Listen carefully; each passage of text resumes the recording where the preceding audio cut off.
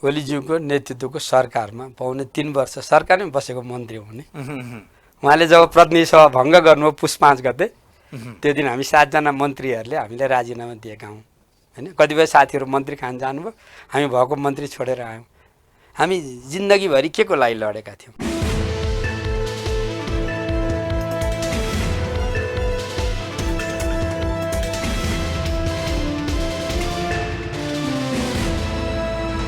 नमस्कार दर्शकवृन्द, कार्यक्रम चक्रव्यूहमा हार्दिक स्वागत गर्दछु। म हिमाल बस्नेत। आज हाम्रो कार्यक्रममा हुनुहुन्छ नेकपा माओवादीका प्रभावशाली नेता, पूर्व मन्त्री, स्थायी कमिटी सदस्य गिरिराज मणि पोखरेल।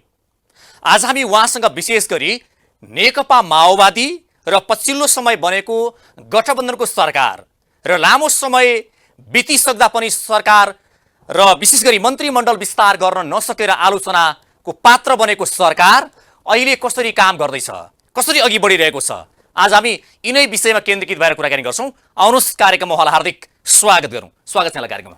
हस्, धन्यवाद। आराम हुनुहुन्छ? हजुर, ठिक छु। दसैँ चलि पनि रहेको छ, कस्तो रह्यो दसैँ? टिका लगाउनु भयो?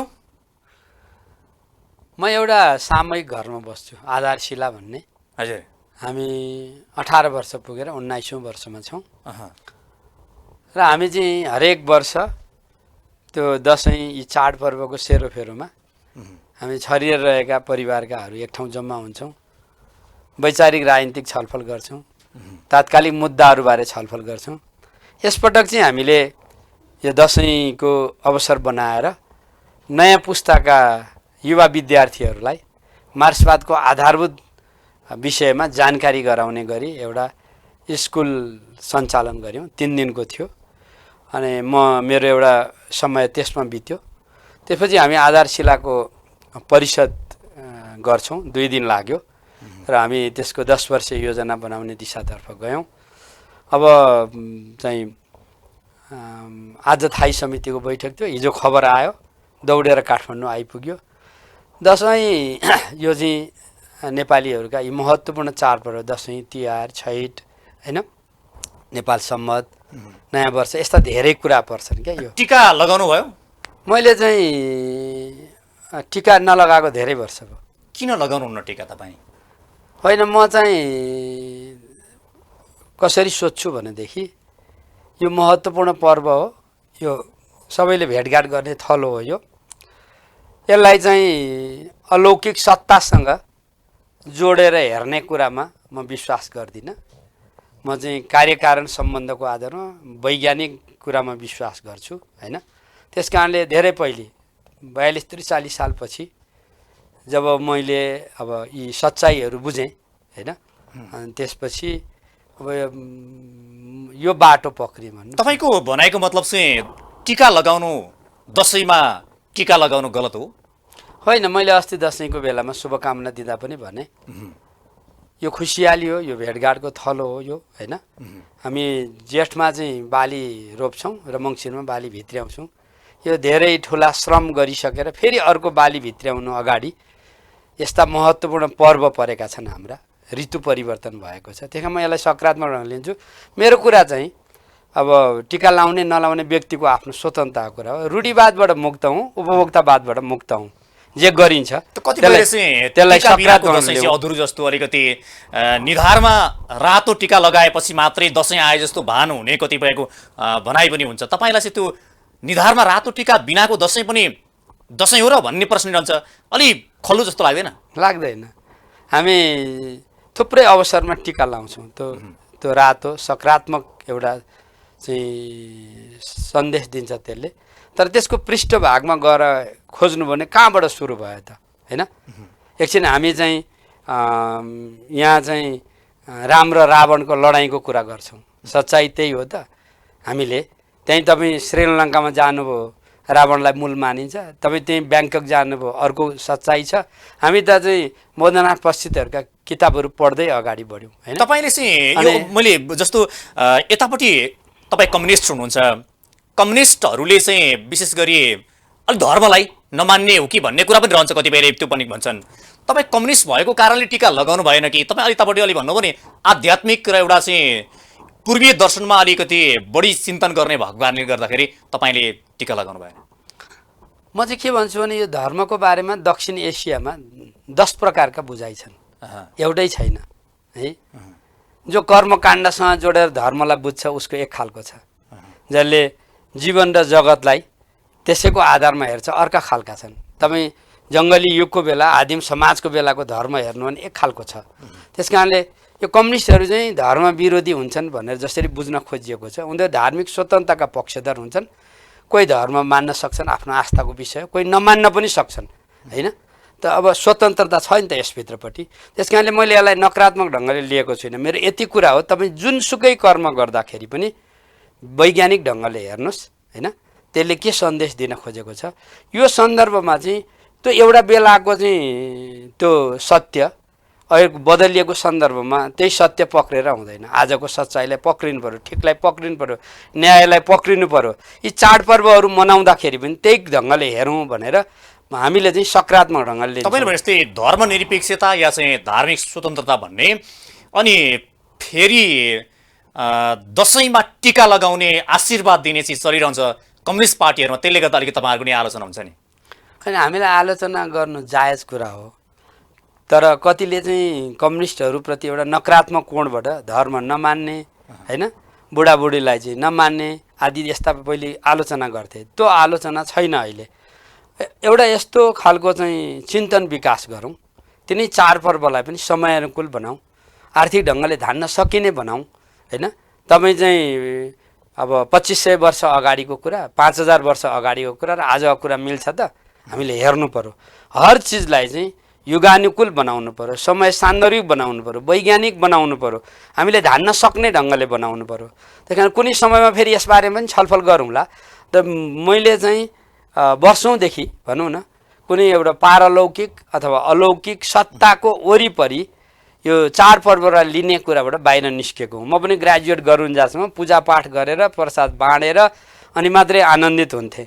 जब समाज विकासको अध्ययन गरियो, जब मानव विकासको अध्ययन गरियो, जब सच्चाइहरू फेला पार्यो, इतिहासको कुन कालखण्डमा कतिखेर धर्म देखा पर्यो, यी चाडपर्वहरू कसरी सुरु भए, तपाईँले यसमा एकदम गहिरो कुरा गरिरहनु भएको छ। जस्तो तपाईँ हुन त व्यक्तिको एउटा स्वतन्त्रता कुरा हो, टिका लगाउने कि नलगाउने भन्ने कुरा आफ्नो व्यक्तिले जसरी उसलाई रमाइलो लाग्छ त्यो पनि गर्न सक्ने भयो। तर तपाईँले चाहेको दसैँ चाहिँ कस्तो किसिमको हुनुपर्छ भन्ने हो, ताकि टिका बिना भन्ने त त्यो भएन, किनकि आफ्नो अधिकारको विषय रह्यो, स्वतन्त्रको कुरा रह्यो।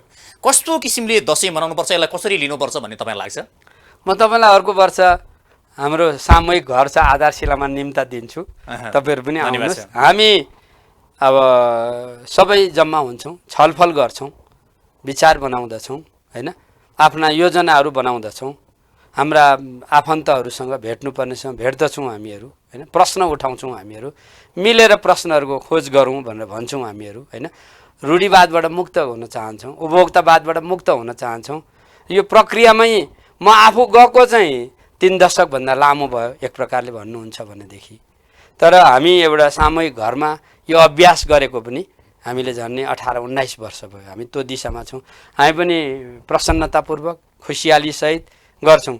कसैले होइन, कसैले टिका लाउन चाहनुहुन्छ, तपाईँ मात्रै टिका लगाउनुहुन्न कि अरू परिवार अरू लाउन चाहनेहरूले टिका लाउन सक्नुहुन्छ कि जस्तो तपाईँको अरू बेला पनि हामी टिका लाउँछौँ नि त होइन। दसैँको बेलामा तपाईँले केही यस्ता पात्रहरू खडा गर्नुभएको छ होइन, त्यो कुरालाई तपाईँले नबुझाइकन एउटा चाहिँ परम्पराको निर्वाहको नाउँमा जुन ढङ्गले गइराख्नु भएको छ त्यसमा प्रश्न उठाउन। मैले सिधा भनेको चाहिँ तपाईँको परिवारभित्र तपाईँ मात्रै हो कि टिका नलगाउने, तपाईँको छोराछोरी या चाहिँ तपाईँका आफन्तहरू अरूले पनि टिका लगाउनु हुन्न कि तपाईँले मात्रै बुझेर टिका लगाउनु भएन कि तपाईँले बुझाउन सक्नु भएन कि के भयो, तपाईँ एक्लै हो टिका नलगाउने? मैले त्यसरी भन्न चाहन्न। हाम्रो घरमा बस्नेहरूले पनि जसलाई टिका लगाउन मन लाग्छ लाउन सक्नुहुन्छ, त्यो उसको व्यक्तिको स्वेच्छाको कुरा हो। त्यो तपाईँले इतिहास यसो पछाडि फर्केर हेर्नु भने चारबाग दर्शन भन्ने सुन्नुभएको छ है। जतिखेर यो चाहिँ समाज कसरी निर्माण भएको थियो, कस्तो चिन्तन थियो, के भौतिकवादी कुरा थिए, के वैज्ञानिक कुराहरू थिए, म आफूलाई चाहिँ त्यसका चाहिँ उत्तराधिकारी, त्यसका प्रतिनिधि जस्तो ठान्दछु म है। धर्मलाई एउटा कालखण्डमा शासकहरूले आफ्नो स्वार्थ पुरा गर्ने साधनको रूपमा प्रयोग गरे। हामीले समकालीन हिस्ट्री नै हेऱ्यौँ भने पनि जान सक्छौँ। त्यसलाई चाहिँ धर्मबाट मुक्त गरेर तपाईँ यी चाडपर्वलाई मनाउन सक्नुहुन्छ कि सक्नुहुन्न एक्सेललाई होइन म त्यसको पक्षमा हुँ है। अब कोही मेरो पुरानो परिवारको कोणबाट हेर्दाखेरि उहाँहरू सबै त्यही ढङ्गले मनाउनुहुन्छ। तपाईँ धर्मको कोणबाट मुक्त भएर मनाउन चाहनुहुन्छ? धर्मको वैज्ञानिक व्याख्या पर्यो होइन, रूढिवादबाट मुक्त हुनु पर्यो होइन, हामीले वैज्ञानिक कुरालाई पक्रिनु पर्यो, उपभोक्तावादबाट मुक्त हुनु पर्यो। त्यसो गर्दाखेरि एउटै परिभाषा छैनन्। एक खालको चाहिँ धर्म भन्ने बित्तिकै ईश्वरसँग लगेर जोड्ने हेर्ने चिन्तनहरू छन्। कुनै अदृश्य शक्ति छ यसले सबै सञ्चालन गरेको छ। तपाईँले भनिहाल्नुभयो, मैले एउटा प्रश्न गरिहालेँ। तपाईँ ईश्वर भन्छन् नि, मान्छेले ईश्वर भगवान भनेर एउटै हो, मान्नुहुन्छ कि मान्नुहुन्न?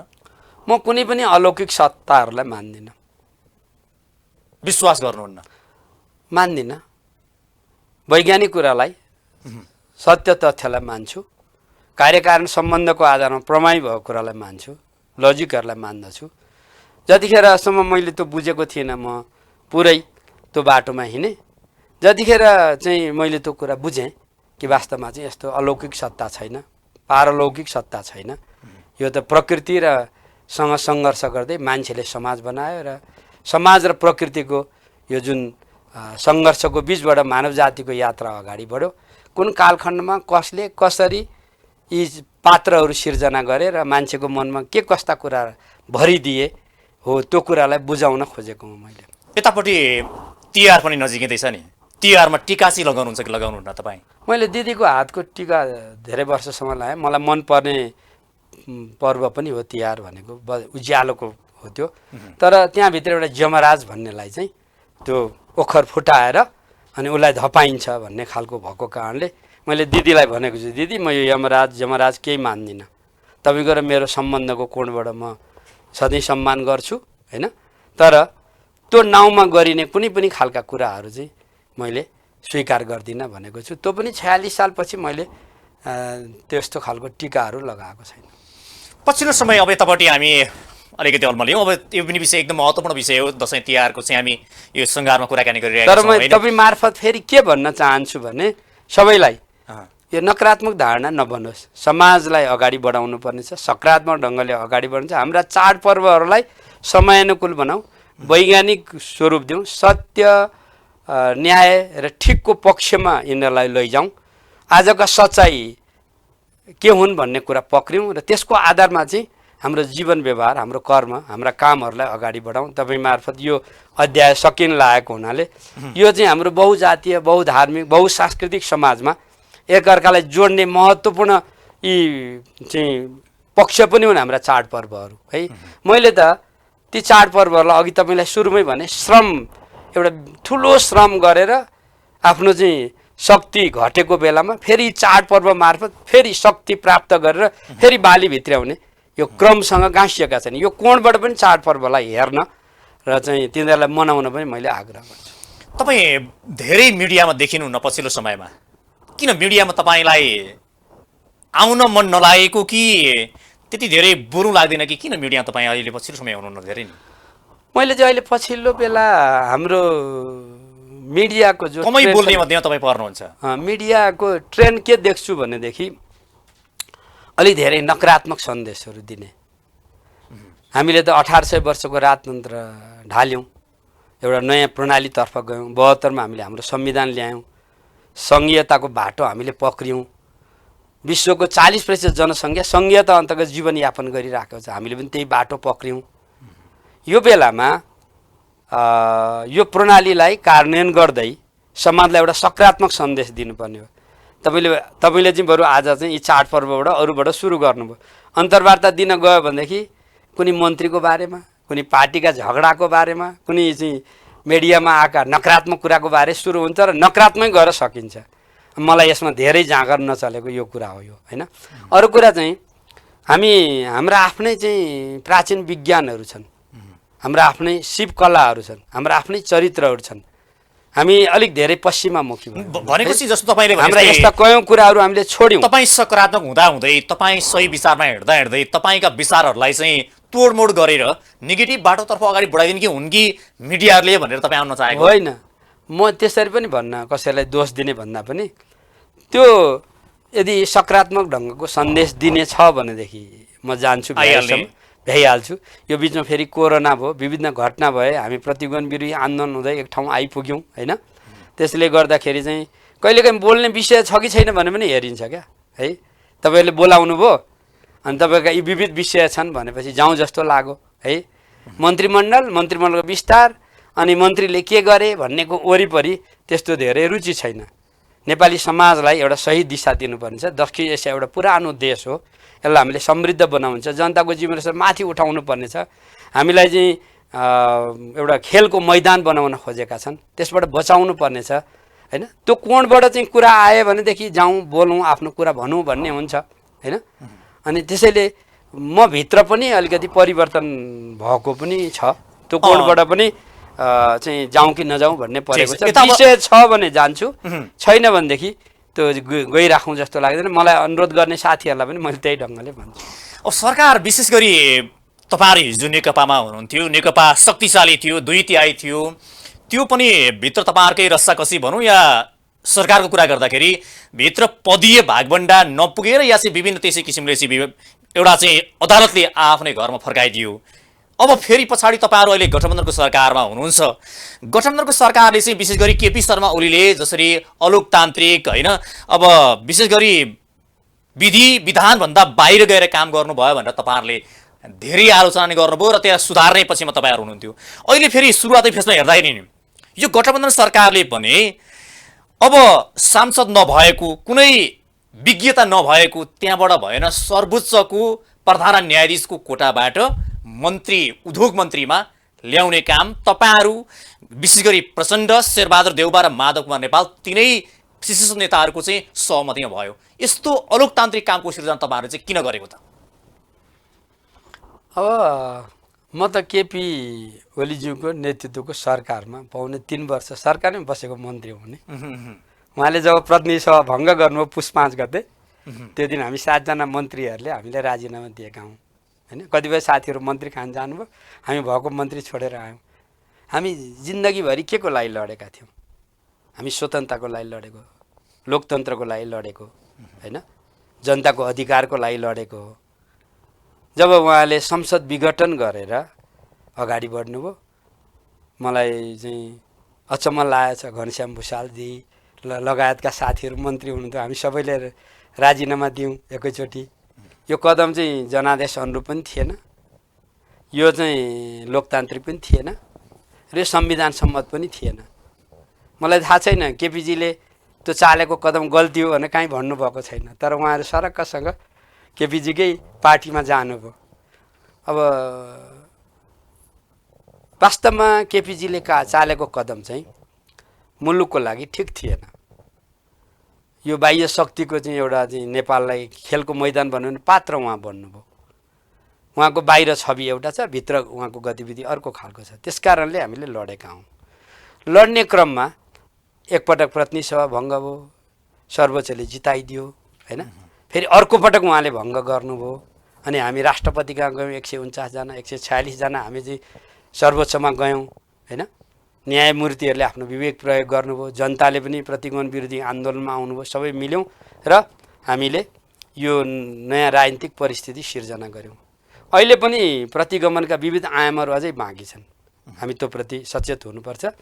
अब नेपाली काङ्ग्रेस पहिलो संसद विघटनमा संयुक्त आन्दोलनमा जाने पक्षमा थिएन, ऊ चुनावको कुरा सोचिराखेको थियो। हामीले आफ्नो ठाउँबाट प्रहार त गऱ्यौँ, तपाईँ दोस्रो पटक प्रतिनिधि सभा भङ्ग भइसकेपछि चाहिँ हामी मिलेर गयौँ हामीहरू होइन। त्यही कारणले यो सरकारलाई के हेर्नुपर्छ भने प्रतिगमन विरोधी आन्दोलनको क्रममा तयार भएको गठबन्धन हो, सत्ता साझेदारी हो, यो कार्यगत एकता हो भन्ने बुझ्नुपर्छ। र त्यसो गर्दा तपाईँको प्रश्नमा म आइपुग्छु। त्यसो गर्दा हामीले के गर्यौँ? पहिले हामीले थोरै मन्त्रीहरू प्रधानमन्त्रीको नेतृत्वमा बनायौँ, त्यसपछि विश्वासको मत लियौँ, विश्वास मत प्राप्त भयो। अब माधव नेपाल कमरेडले नेतृत्व गरेको पार्टीको कानुनी आधारै थिएन। बाबुराम भट्टराई उपेन्द्रजीहरूको पार्टीको कानुनी आधारमै लडाइँ लडिराख्नुभएको थियो उहाँहरूले। हामीले एकातिर यो 5 पार्टीको कार्यगत एकतालाई बचाउनु पर्ने थियो। सरकार भनेको त्यसको प्रतिबिम्बन हो। अब हामी उहाँहरूलाई साथ लिएर नजाउँ संसद बहुमतै पुग्दैन।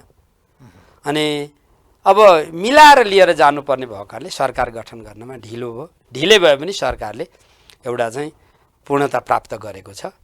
अब मलाई भन्नुहुन्छ भने हाम्रो पार्टीको थाई समितिमा यो मन्त्रीहरू बनाउने जब बाहिर चर्चाहरू आए हैन, यो चाहिँ प्रधान न्यायाधीशसँग जोडेर मन्त्री बनाउँदैछन् भनेपछि पार्टीको बैठकमै हामीले यो कुरा उठाएका थियौँ है, यो मिल्दैन। तर तपाईँले प्रश्न त उठाउनु भयो, तर त्यसमा तपाईँको पार्टीको अध्यक्ष प्रचण्ड नै त्यसमा समाहित हुनुहुन्छ र सहमति जनाएर त्यो भयो। ठिक छ, अध्यक्ष प्रचण्डलाई प्रश्न उठाउनु भयो, थाई समितिमा उहाँले अध्यक्षता गर्ने बैठकमै यो कुरा उठ्यो, यो मिल्दैन। हामीले भन्यौँ हामीले चाहिँ प्रजातान्त्रिक मूल्य मान्यता गर्दा कतिको कुरा पार्टीमा भनिन्छ बाहिर ल्याउनुपर्छ भन्ने छैन हैन। एउटा व्यापक नेपालको चेतना माथि बढेको छ, मिडियाले पनि एक ढङ्गले भूमिका खेलेको छ, के गर्नुहुन्छ के गर्नु हुँदैन भन्ने कुरा उठेको छ। सबै प्रश्नको कठघरामै हुनुहुन्छ हैन। त्यस कारणले पछि मन्त्रीले राजीनामा दिनुपर्ने पनि त्यही विकसित भएको चेतनाकै कारणले गर्दाखेरि भयो। किनभने यो संयुक्त सरकारप्रति पनि प्रश्न उठ्यो, हाम्रो कार्यगत एकतामाथि पनि प्रश्नहरू उठिराखेका थिए। त्यसैले कुराहरू उठेका छन्, तर हामीले पूर्ण अवधि संसदलाई चलाउनु पनि पर्नेछ है। यो बिचमा चाहिँ विभिन्न चुनावहरू गराउनु पनि पर्नेछ, जनताले अपेक्षा गर्ने एउटा दिशा पनि दिनुपर्नेछ। फेरि एउटा पार्टीको सरकार चलाए जस्तो पनि छैन, यो तपाईँले भने सबैलाई मिलाएर लिएर जान्छ कुरा गर्नुभएको छ। तर यसमा चाहिँ तपाईँहरूले हिजो विद्रोह गरेको, हिजो पार्टी नेकपा विभाजन भएको नि केपी शर्मा ओलीको जुन एकलौटी ढङ्गबाट अघि बढ्ने र अलिकति संविधानभन्दा बाहिर गएर त्यो एउटा ट्र्याकभन्दा बाहिर जानुभयो भनेर तपाईँहरूले विद्रोह गर्नुभएको। अहिलेको गठबन्धनको सरकार भनेको लोकतन्त्र बचाउने, संविधान बचाउने, संसदलाई पूर्ण कार्यकाल चाहिँ जिउन दिने त्यो ढङ्गले तपाईँहरूले गर्नुभएको। तर अहिले पछिल्लो यो सरकारको सुरुवातको काम हेर्दा त दुई तिनवटा म उदाहरण दिन्छु। जस्तो तपाईँले अघि भनिहाल्नुभयो, एउटा चाहिँ यतापट्टि गैर सांसद त्यहाँबाट भएन, उतापट्टि चाहिँ प्रधान न्यायाधीशको कोटाबाट नियुक्ति गर्ने कुरा। गैर सांसद चाहिँ मन्त्री बन्न सक्ने व्यवस्था हाम्रोमा छ 6 महिनाको लागि। तर कुनै यहाँ अपरिहार्य भयो भने यहाँ चाहिँ प्रधान न्यायाधीशको कोटामा बनाउने कुराको विरोध हो। पहिलो हामी सबैले बुझ्नुपर्ने हैन। मन्त्री बन्न नसकिने कुरा होइन है, मन्त्री बन्न सक्छन्, तर 6 महिनाभित्रपट्टि ऊ सांसद भइसक्नु जवाफ दिनु पर्यो नि। के को आधारमा बनाइयो भने जवाफ त छैन पक्कै पनि। अहिले चाहिँ विज्ञताको आधारमा, आवश्यकताको आधारमा होइन, अर्को कोणबाट आएको हुनाले त्यसको विरोध भएको हो हैन। पार्टीहरूमा नि प्रश्नहरू उठेका हुन्, गल्तीहरू सच्याएका छन्, फेरि अगाडि बढ्ने स्थिति आएको छ। सुरुवातमा हेर्दा अलि यो सरकार पनि ट्र्याकभन्दा अलि बाहिर गएको हो कि भन्ने तपाईँलाई लाग्दैन? कस्तो छ भन्दाखेरि मैले अघि पनि अलिकति बुझाउन खोजेँ। कस्तो हो भन्दाखेरि अब कतिपय अध्यादेशको बाटो हामीले पनि पक्रिनु पर्यो, हाम्रो व्यापक छलफल भयो नि। अध्यादेशको विषयमा प्रश्न एउटा गर्छु। अध्यादेशको विषयमा त तपाईँहरूले धेरै आलोचना गर्नुभएको यो विषय पनि हो, किनकि अध्यादेश ल्याएर पार्टी फुटाउने अध्यादेश ल्याएर यो चाहिँ अर्काको सांसदलाई भनौँ एउटा अपहरणसम्म गर्ने भन्ने तपाईँहरूले धेरै विरोध गर्नुभयो। तर अन्त्यमा त्यही केपी शर्मा ओलीले गरेको बाटोमा तपाईँहरू पुग्नुभयो र पार्टी फुटाउने अध्यादेशता ल्याउनु भयो नि। फेरि होइन, हामी तपाईँहरू पनि नैतिकताको आधारमा अलि यो अध्यादेश चाहिँ हामी हिजो गलत ढङ्गले आलोचना गरेका छौँ भन्नु पर्यो कि चाहिँ आज चाहिँ शेरबहादुर देउवाले गलत गर्नुभयो भन्नु पर्यो नि? केपीजीको चाहिँ अध्यादेशको आधारमा शासन चलाउने निरङ्कुशताको बाटो हो। हामीले चाहिँ प्रतिनिधि सभालाई पुनर्स्थापनापछि यसलाई टिकाउने, लोकतन्त्रलाई अगाडि बढाउने सन्दर्भमा खास बेलामा यस्ता अध्यादेशको जरुरी पनि पर्न सक्छ। त्यो क्षणिक अस्थायी ढङ्गले त्यसलाई लिने हो। हामीले अध्यादेश के को लागि, संसदलाई हामीले चाहिँ टिकाउनु पर्ने थियो। माधव नेपाल कमरेड, अब उपेन्द्र यादवजीहरू, उहाँहरूका पार्टीहरूलाई कानुनी ढङ्गले निर्वाचन आयोगमा पनि मुद्दा छन्, अरूतिर पनि छन् भनेपछि उहाँहरूलाई त्यो ढङ्गले चाहिँ मान्यता नदिएसम्म त संसदै चल्ने हालत छैन होइन। त्यसैले म यहीँ फेरि भन्छु, संसद विघटनको लागि अख्तियार यो अध्यादेशको बाटो र संसद चलाउनको लागि अध्यादेशको बाटो फरक कुरा हुन्। तपाईँलाई हेर्दा रूपमा एउटै जस्तो लाग्न सक्छ, तर अन्तर्वस्तुमा गएर हेर्नु भने त्यहाँ फरक हुन्छन्। त्यही पनि म यसैको वरिपरि मुलुक लैजानुपर्छ भन्ने पक्षधर होइन। व्याख्या विभिन्न ढङ्गबाट गर्न सकिएला, व्याख्या तपाईँले गर्न सक्नु होला, यसमा आफ्नो तर्क पनि मिल्लान्न, तर्क पनि दिनु होला। तर सिधा बाहिरबाट हेर्दाखेरि त हेर्नुहोस् त, पार्टी आखिरमा एमाले पनि विभाजित भयो, उता समाजवादी जसमा पनि विवादित भयो। सिधा हेर्दा त पार्टी फुटाउन ल्याएको हुनाले तपाईँले भन्नुहोला हामीले संसद जोगाउनको लागि, लोकतन्त्र जोगाउनको लागि हामीले चाहिँ यो गर्यौँ भन्नुहोला, तर तर्क जति गरे पनि आखिरमा त पार्टी फुटाउनको लागि त हो नि सर, सिधा अर्थ त। तपाईँको तर्क आफ्नो ठाउँमा छ, तर मैले यसलाई कसरी भन्न चाहन्छु भनेदेखि केपीजीले एउटा कदम चाल्नुभयो। यो क्रियाको प्रतिक्रिया हुन्छ होइन, न्युटनको थ्योरी छ नि त होइन, तपाईँले एउटा क्रिया गर्नु त्यसको प्रतिक्रिया हुन्छ। यी पार्टीहरू किन फुटे? उहाँले चालेको कदमको कारणले गर्दा यो स्थिति सिर्जना भयो। त्यो सिर्जना भइसकेपछि ती पार्टीहरू जो प्रतिगमन विरोधी आन्दोलनमा आएका पार्टीहरूलाई वैधानिकता दिनुपर्ने थियो। हामीसँग अर्को बाटो थिएन। हामीले पनि संसद विघटन गर्ने बाटो पक्रेको भए, लोकतन्त्रलाई चाहिँ हत्या गर्ने बाटो पक्रेको भए, फाँसीवादमा जाने बाटोमा चाहिँ यो कुरा ल्याइएको भए हामीले त्यसको विरोध गर्थ्यौँ। तर यो खास बेलामा यस्तो खालको चाहिँ अध्यादेशहरूको सहयोग लिएर मुलुकलाई एउटा दिशा दिन सकिन्छ भन्ने एउटा संवैधानिक व्यवस्थालाई टेकेर हामी गएका हौँ। त्यस कारणले रूप र सार भन्छ क्या, बाहिरी र भित्री कुरा दुइटै हेरेर गर्नुपर्ने हुन्छ। अब पार्टीमा अन्तरसङ्घर्ष थियो, पार्टीलाई कि विधानको आधारमा हिँडाउनु पर्यो, सरकारलाई चाहिँ घोषणापत्रको आधारमा हिँडाउनु पर्यो भन्ने थियो। हाम्रो पार्टीमा थाई समितिमा वाद विवाद हुन थाले। पछि प्रचण्ड कमरेडको नेतृत्वमा थाई समितिका सचिवालयका कमरेडहरूले एउटा प्रस्ताव लिएर आउनुभयो। 19 पन्नाको थियो त्यो अन्तरसङ्घर्ष आइसकेपछि केपीजीले चाहिँ पार्टी बैठक पनि आउनु भएन, गएर संसद विघटन गर्नुभयो। कहाँ जानुभयो हामीले हेर्नु पर्यो। केपीजीको चाहिँ दिशा गन्तव्य के थियो भनेर हेर्नु पर्यो। त त्यो उहाँको त्यो गतिविधिको विरुद्धमा चाहिँ हामीले पार्टीलाई पनि सञ्चालन गर्नु पर्यो, व्यवस्थित गरेर अहिलेको गठबन्धन सरकारले ल्याएको अध्यादेश र केपी शर्मा ओलीको नेतृत्वको सरकारले ल्याएको अध्यादेशमा बिल्कुल फरक छ। उहाँ अध्यादेशको बाटोबाट निरङ्कुशताको यात्रामा हिँड्नु भएको थियो। हामीले चाहिँ अहिलेको लोकतन्त्र रक्षाको लागि, संविधान कार्यान्वयनको लागि, अहिले चाहिँ जनादेशलाई चाहिँ अगाडि बढाउनको लागि हामीले एकदमै अपरिहार्य भएका अपवाद स्वरूप त्यस्ता केही कुरामा मात्रै हामीले हात ठिक छ। तर पछिल्लो समय नेकपा माओवादीको कुरा गर्दा नि अध्यक्ष प्रचण्डले धेरै अलि एकदम नैराश्यतापूर्ण किसिमका अभिव्यक्ति दिइरहनु भएको छ नि। जस्तो नेकपा पार्टी नै एउटा चाहिँ विघटन गरिदिए हुन्छ, अन्तिममा म एक्लै पो माओवादीमा हुने हुँ कि भन्नेसम्मका अभिव्यक्ति दिँदाखेरि नेकपा माओवादीको चाहिँ एउटा पार्टीको विरासत चाहिँ कठिन मोडमा पुगेको हो त। नेकपा माओवादी केन्द्रको कुरा गरौँ होइन, यहाँले नेकपा माओवादी केन्द्रको कुरा गर्न खोज्नु भएको। आज बिहान पनि हाम्रो थाई समितिको बैठकमा अध्यक्षले यी कतिपय विषय राख्नु भएको थियो। उहाँले पछिल्लो हाम्रा महत्त्वपूर्ण शहीदहरू योद्धाहरूका स्मृति दिवसमा उहाँले बोलेको चाडा कार्यक्रममा बसेर सुनिराखेको छु होइन। अर्को नेपाली काङ्ग्रेस, अर्को एमाले बनाउने आफ्नो इच्छा होइन, क्रान्तिकारी पार्टी नै बनाउने, आन्दोलनको नेतृत्व गर्ने पार्टी नै बनाउने हो। यो कोणबाट यो यही खालको संसदीय पार्टी नै राख्ने हो भनेदेखि यसको आवश्यक छैन, यसलाई विघटन गरिदिए हुन्छ।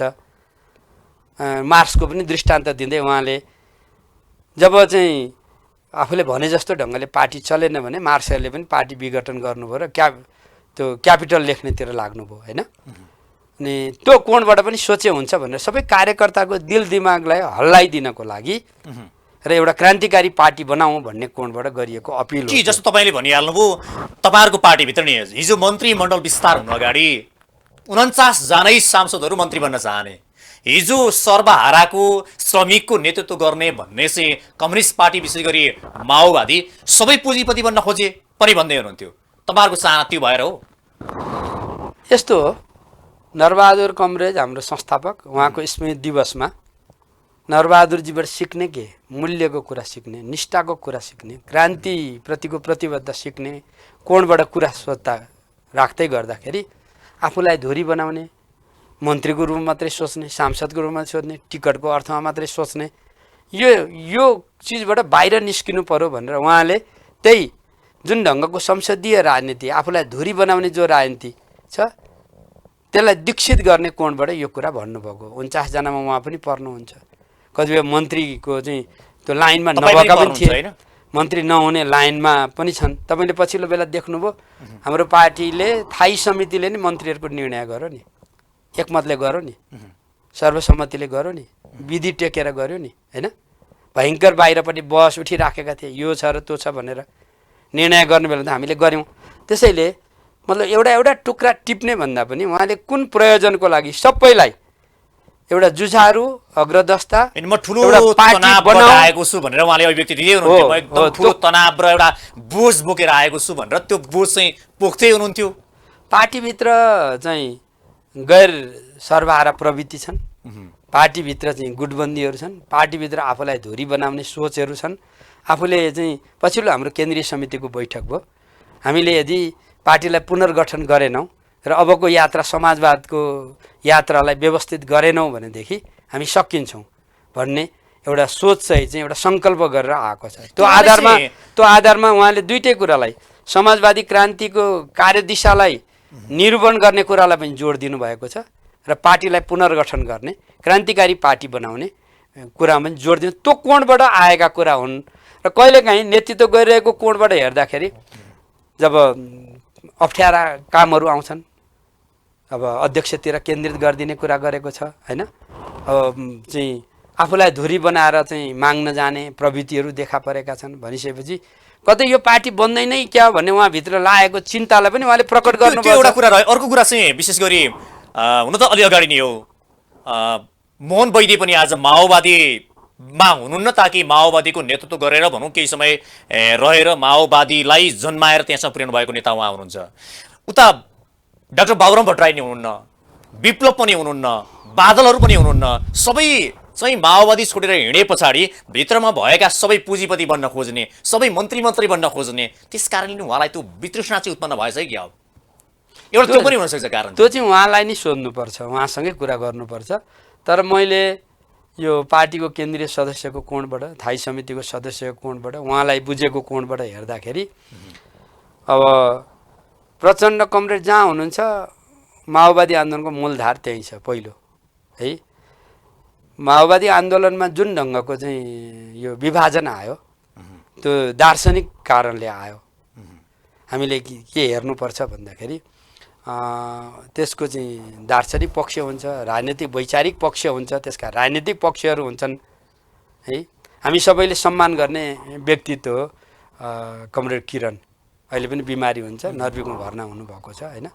मेरो बुझाइमा पछिल्लो बेलामा बाबुराम कमरेडहरूसँग पनि, विप्लवजीहरूसँग पनि, अरूसँग पनि विभिन्न ढङ्गले भेटघाट छलफलहरू चलिराखेका छन्।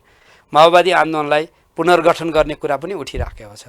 तर त्यो पुनर्गठन गर्ने क्रममा चाहिँ जुन ढङ्गका फुट विभाजनको जुन प्रक्रियाबाट गुज्रियो, कहाँ कहाँ समस्या रह्यो त्यसलाई पनि समीक्षा गर्नुपर्छ।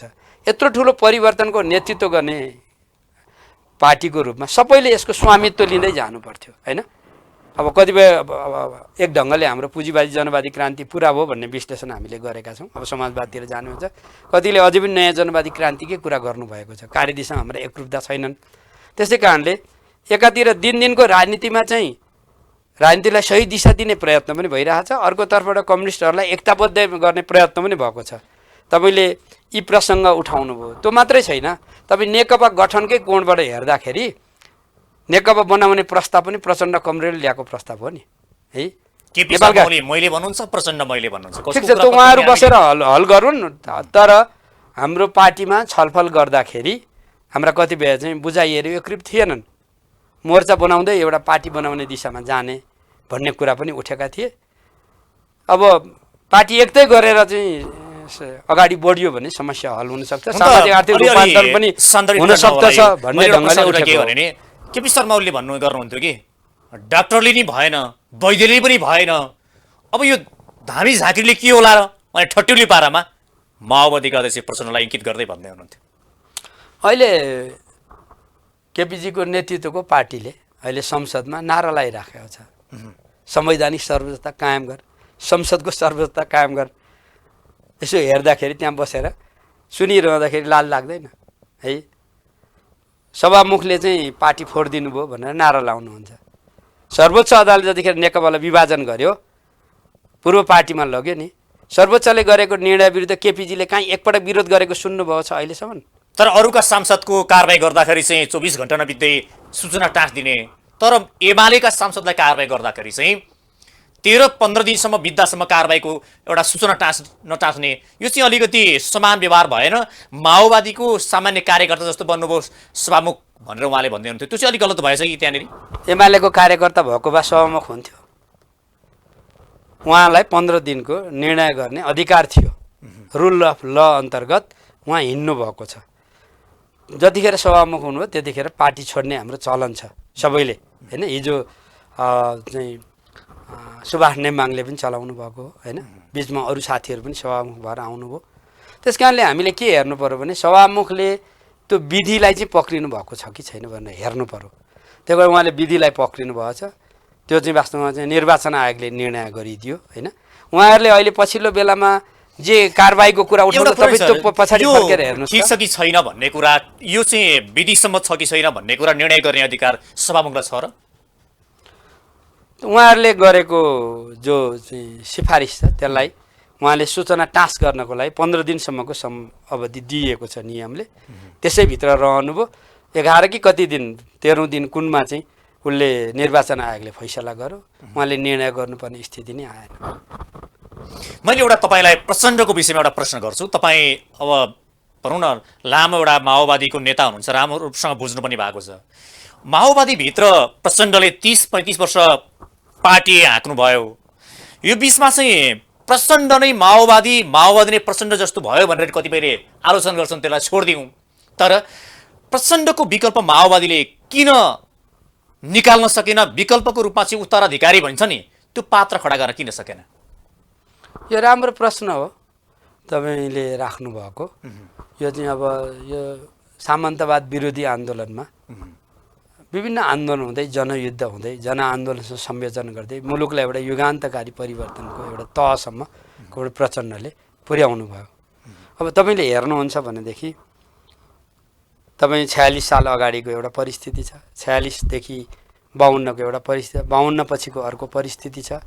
संविधान सभाको चुनाव हो, संविधान सभा नै भङ्ग भयो, फेरि संविधान सभा चुनाव गराइयो अनि संविधान शक्ति सन्तुलनको आधारमा सम्झौता गरेर संविधान बनाइयो।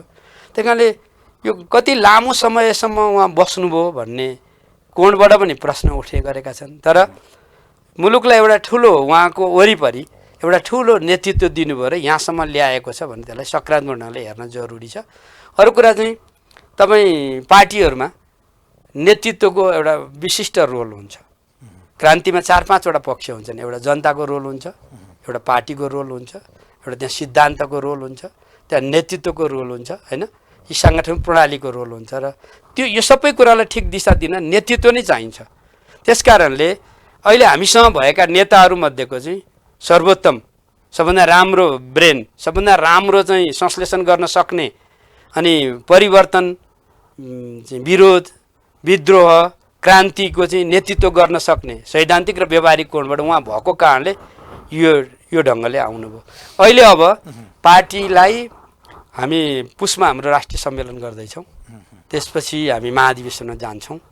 अहिले 35% महिलाहरू, 20% युवाहरू, 15% चाहिँ दलितहरू, 5% चाहिँ मुस्लिम समुदायको सहित चाहिँ नेतृत्व विकासको कुरा, नयाँ पुस्तालाई विकास गर्ने कुरा अनि पार्टीहरूभित्र भएका गुटबन्दीहरूलाई अन्त गरेर चाहिँ एउटा प्रणालीमा यसलाई ढाल्ने दिशातर्फ उहाँ अग्रसर हुनुहुन्छ। कहिलेकाहीँ कसरी पनि उहाँले कुरा राख्नुहुन्छ भनेदेखि यसमा प्रचण्डले जुन अध्यक्ष भइसके पछाडि लामो समय त्यही पदमै रहे पछाडि उहाँले जति दिनुभयो, अब उमेरको हिसाब किताबले गर्ने हो भने पनि पार्टीमा चाहिँ जुन अध्यक्ष रहेर हिसाब किताब गर्ने हो भने अब पुस्तान्तरण गर्ने, नेतृत्व हस्तान्तरण गर्ने बेला भएको उहाँ आफै चाहनुहुन्न कि नयाँ नेतृत्वले चाहिँ अब मैले नेतृत्व गर्नुपर्छ, मैले पार्टी हाँक्नुपर्छ भनेर नयाँ पुस्ता जन्मिएनन्? नयाँ पुस्ता पनि छन्, हजुर, अर्को दोस्रो पुस्ता पनि छन् होइन। हामीले हेर्नुपर्ने, हामी यो जनयुद्ध शान्ति प्रक्रिया हुँदै हामी संविधान निर्माणको जो चरणमा आयौँ नि, त्यसले के गरिदियो भनेदेखि हामी अलिकति संसदीय सङ्घर्षमा अलि बढी अभ्यस्त भयौँ, निर्वाचन यस्ता कयौँ चिजतर्फ लाग्यौँ र त्यसले गर्दाखेरि चाहिँ स्वाभाविक ढङ्गले जुन क्रान्तिकारी नेतृत्व निर्माण गर्ने जो प्रक्रिया थियो नि होइन, त्यहाँ काहीँ हाम्रा चाहिँ यो बदलिएको राजनीतिक परिस्थितिको कारणले गर्दाखेरि हाम्रा केही कमीहरू भए। त्यस कारणले त अहिले फेरि एकपटक चाहिँ पार्टी निर्माणको प्रश्न, पार्टी पुनर्गठनको प्रश्न पनि उठेको छ, यसलाई विधिमा लैजाने कुरा पनि उठेको छ। र अब यो नेतृत्व गर्नको लागि हाम्रो कार्यदिशा, अब हाम्रो क्रान्तिको मोडेल के हो त्यो पनि संश्लेषण गरेर मोटामोटी न्यूनतम एउटा खाका बनाएर अगाडि बढ्नुपर्नेछ। जब यो बन्दै जान्छ नि त्यो प्रक्रियामा चाहिँ निश्चित रूपमा यो नेतृत्व विकास हुन्छ। हामीले अरू संसदीय पार्टीहरूको जस्तो खालको यो पुस्ता हस्तान्तरणको कुराको रूपमा बुझ्दैनौँ। हामीले रिभोल्युसनरी राजनीतिलाई अगाडि बढाउने नेतृत्व चाहिँ विकास भएको छ कि छैन भन्ने अझै पनि बेला भएको छैन भन्ने होइन, अझै पनि प्रचण्ड कमरेडले त्यो ढङ्गको लिडरसिप निर्माण गर्ने गरी कामलाई अगाडि बढाउनु पर्छ। अझै पनि एक कार्यकाल उहाँले नै पार्टीलाई हाँक्नुपर्छ भन्ने हो। कार्यकालको म कुरा भन्दिनँ होइन, यसलाई एउटा विधिमा ढालेर नेतृत्व छनौटको एउटा प्रणाली विकास गर्दै होइन, एउटा ठिक ढङ्गको एउटा क्रान्तिकारी पार्टी बनाउने जब प्रक्रिया व्यवस्थित हुन्छ, जब यो पार्टी चल्छ भन्ने लाग्दछ, स्वाभाविक ढङ्गले उहाँलाई सधैँ यो नेतृत्वै गर्नुपर्छ भन्ने छैन कहिलेकाहीँ। अहिले चाहिँ पार्टीको आन्दोलनको उहाँ आवश्यकता हो।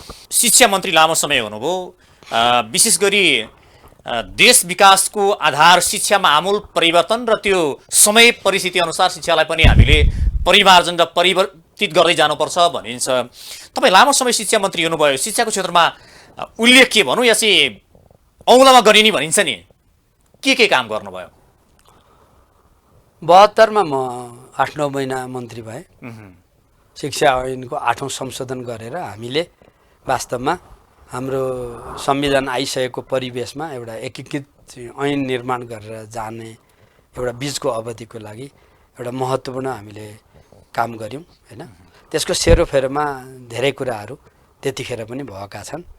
पछिल्लो बेलामा चाहिँ अब नेपालको शिक्षालाई हामीले नयाँ ढङ्गले सोचौँ। एउटा त हामीले चाहिँ मौलिक हकसँग सम्बन्धित ऐन बनायौँ हामीहरूले होइन।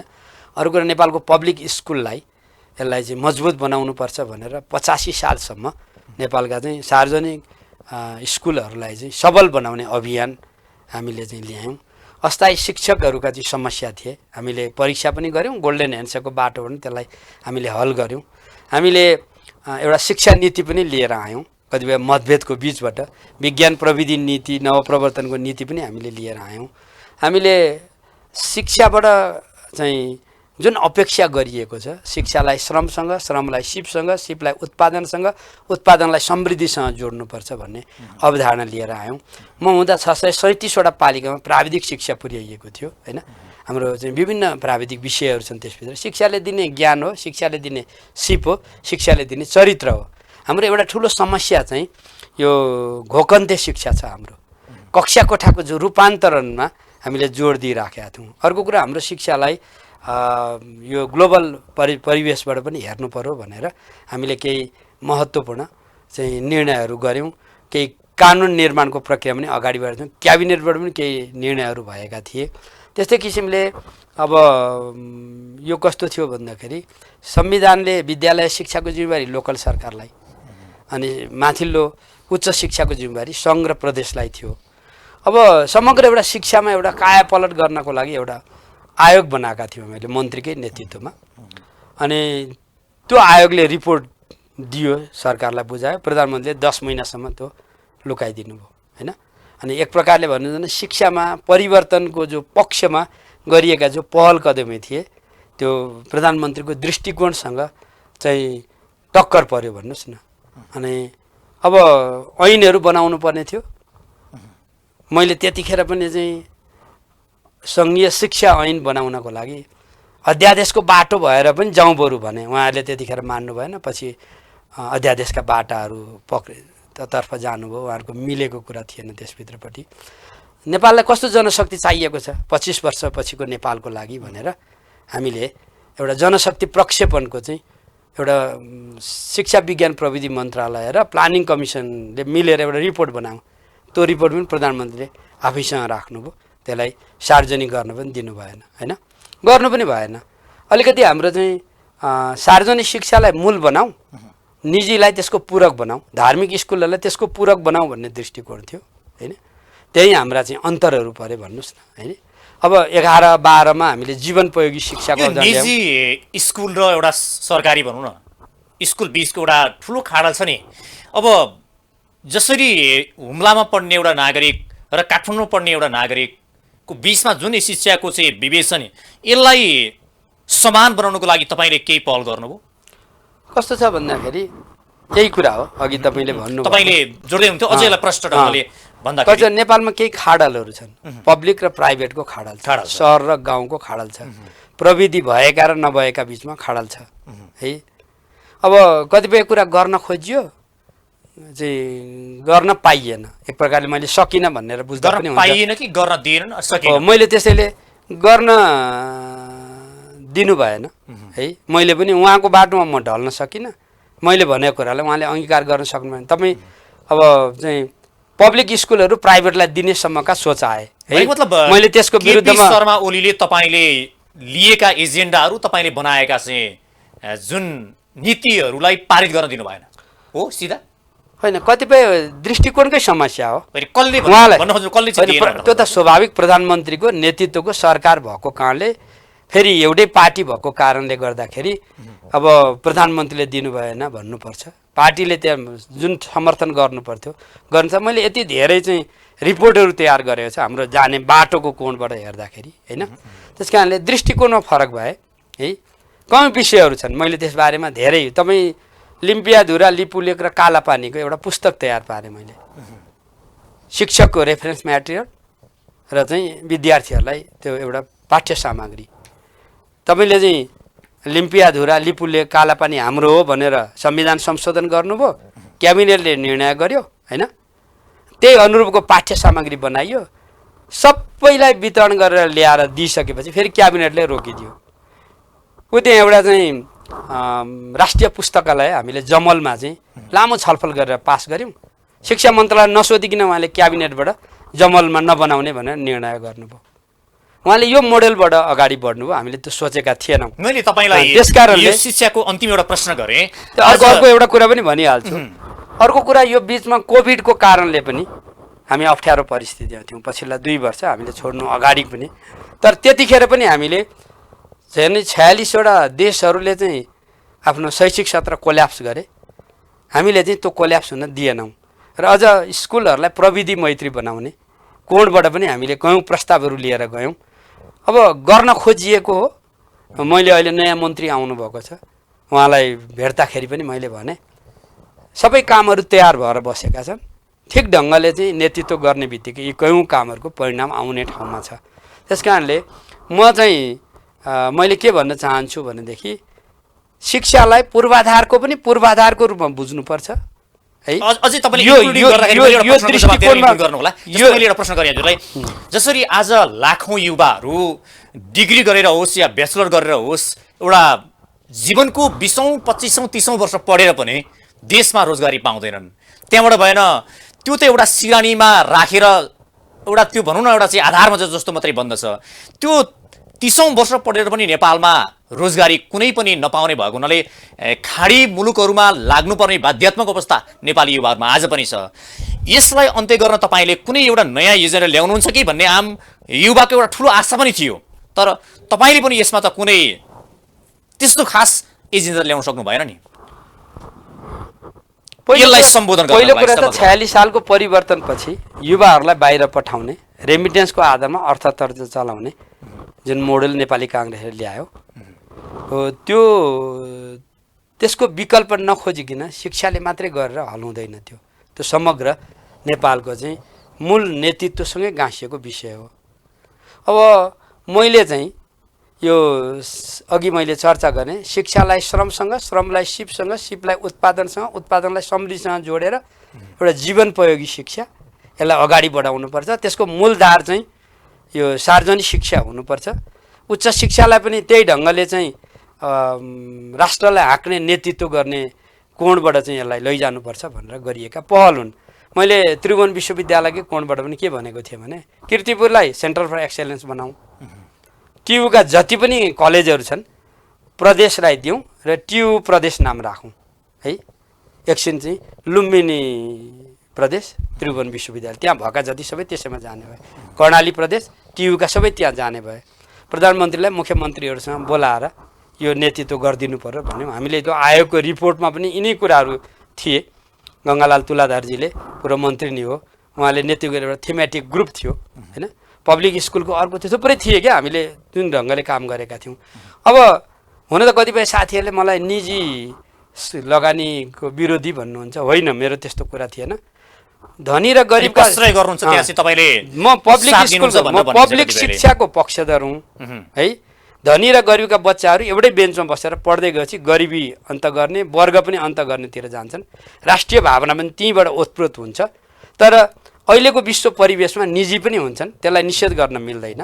त्यसलाई पब्लिकको पूरक बनाएर लिएर जानुपर्छ भन्ने मेरो मान्यता थियो। मलाई के लाग्दछ भन्दाखेरि प्रधानमन्त्री यतै कतै हराउनु भएको थियो र अब त्यसैले हरेक बुँदाहरूमा चाहिँ हाम्रा मतभेदहरू भए होइन। त्यो अनिवार्यतः निःशुल्क शिक्षा ऐन बनाउँदाखेरि पनि भए है। हामीले चाहिँ अन्य उच्च शिक्षालाई रूपान्तरण गर्दाखेरि पनि मतभेदहरू भए र मेरो बुझाइमा यो चाहिँ यस्तो खालको विवाद भएको बेलामा पार्टीले निरूपण गरिदिनुपर्छ होइन।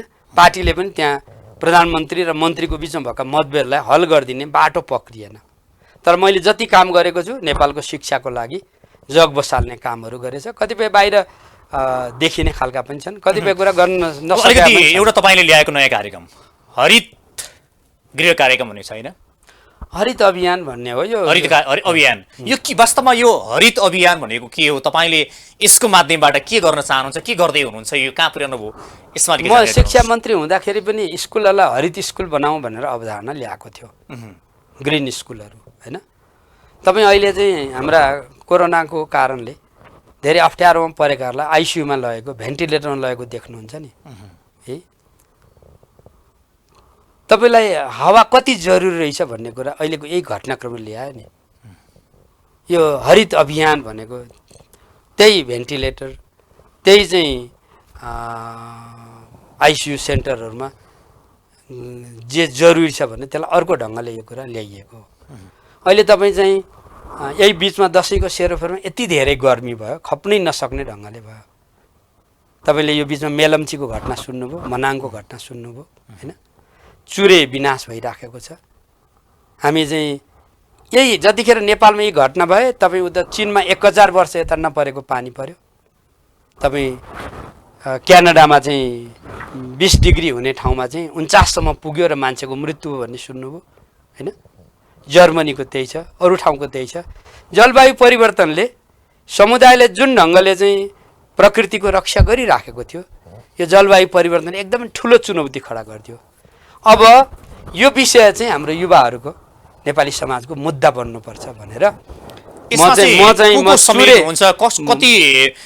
कसलाई तपाईँले चाहिँ संस्थागत रूपमा जाँदै हुनुहुन्छ कि व्यक्तिगत रूपमा चाहिँ कसरी जानुहुन्छ? यो के गरी अघि बढाउनु? म चाहिँ चुरे क्षेत्रबाट निर्वाचित प्रतिनिधिको हैसियतले मलाई केही विज्ञहरूले भन्नुभयो यदि यही ढङ्गले चुरेको दोहनको प्रक्रिया अगाडि बढ्यो भने चुरे 20-25 वर्षपछि रहँदैन। चुरे चाहिँ पानीको भण्डार हो, मधेस तराई चाहिँ अन्नको भण्डार हो। चुरे नै नरहेपछि के हुन्छ? मधेस तराई पनि अन्नको भण्डार हुँदैन, मरुभूमिकरणको प्रक्रिया अगाडि बढ्छ भनिसकेपछि विभिन्न कोणबाट चाहिँ हामीले देख्यौँ विश्व स्तरमा पनि हाम्रो लोकलहरूलाई तपाईँ समेट्दै लाँदै हुनुहुन्छ यसमा। यो इस्यु बुझेपछि यसैलाई चाहिँ अब यसले एउटा माग गरौँ अभियान, त्यसको नाम चाहिँ हामीले हरित अभियान भन्यौँ। यो भन्न बुझ्न सजिलो होला। कतिपय ग्रिन मुभमेन्टहरू चलेका छन्, हाम्रो पनि यहाँ जरुरी छ।